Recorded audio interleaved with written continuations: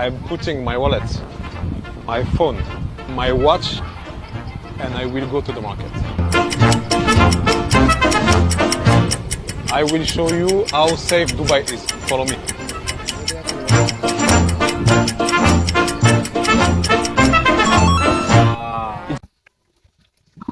তো সেম জিনিসটা এখন আমরা বাংলাদেশে করব। তো যেই ভাইটা যে দুবাইতে যা করছে তো সেম জিনিসটা আমরা এখন করব। তো আমি আমার ফোনটা রাখলাম, বাইকের চাবি, আর এই মানি ব্যাগ, আর এই টাকা। তো যে জিনিসটা এখন ভাই করছে এই জিনিসটা এখন সেম জিনিসটা আমরা বাংলাদেশে করব।